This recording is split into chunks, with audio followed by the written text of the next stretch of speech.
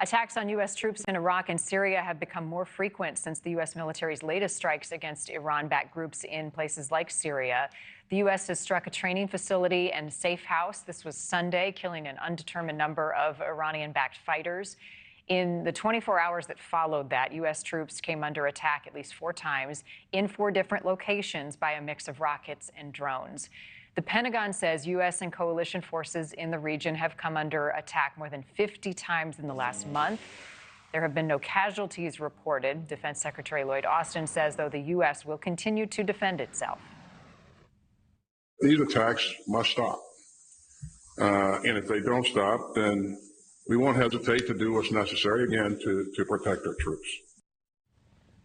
Joining me now, Bryan Clark, Senior Fellow at the Hudson Institute and Director of the Center for Defense Concepts and Technology. Bryan, good to see you as always. Let's begin with attacks on U.S. troops. There are 2,500 U.S. troops based in Iraq. There are about 900 in Syria. As I mentioned, we've seen more than 50 attacks. 56 troops have been injured in this. What do we know about the attacks and who is carrying them out? Well, Marni, these attacks are being conducted by Iranian-backed militias. So some are Houthis, some are Hezbollah, and some are just disparate groups that Iran has been supporting through its many investment efforts over the years. This is how Iran projects power. So these attacks have been going on, as you said, for quite a while, basically since U.S. troops arrived in Syria. And they've been going on against troops in Iraq ever since the war ended. But the intensity of them has increased, as well as their frequency, since the Hamas-led war against Israel started on October 7th. So we've really seen a ramping up of these attacks on U.S. troops starting about October 17th. And then the U.S. is now responding much more vigorously than they had in the past. Previously, it was more of a tit-for-tat response on the part of the U.S., and now what we're seeing is an escalation on the part of the U.S. to go after personnel and leadership of these groups, some of which are affiliated or part of the Iranian military. And it's such a delicate balance. We heard the Speaker of the House call the Middle East a tinderbox right now. The fear of escalation is great, and this war widening. What are the challenges of that for the U.S. and its role? Right. So, the U.S. is trying to provide stability to the region. That's why we've deployed 2 carrier strike groups to both the Middle East now and to the Eastern Mediterranean.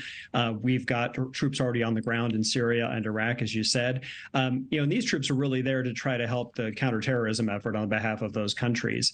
What Secretary Austin, what the president are trying to avoid is bringing Iran closer or more intensely into the fight with its regular troops. So the Iranian Revolutionary Guard Corps, which is their main outfit for conducting these kinds of overseas offensive operations, hasn't really been brought into these fights. These are mostly militias that they're supporting. And by escalating it, the U.S. hopes to get the militias to back down without bringing the IRGC into the fight directly. This week, we are monitoring the high-stakes meeting between President Biden and China's President Xi Jinping. As it relates to Israel, what do you expect to come of this important conversation? Well, hopefully the president talks to President Xi about their support for Hamas. So rhetorically, at least, China has been supportive of Hamas and its efforts to throw off the yoke, I guess, of Israeli occupation. But the Chinese have also been providing support to Iran by buying oil from Iran, as well as providing material support to Iranian defense efforts. So what we've seen, though, is that Iran then has been transferring some of that money and capability over to its militias. So you see, sort of a chain reaction where Chinese support to Iran has resulted in both Hamas and Hezbollah, as well as some of these other groups, getting support from Iran. So hopefully the president addresses some of that with Xi, and I expect he will. Yeah, a major priority. Bryan, good to see you. Haven't seen you in a while.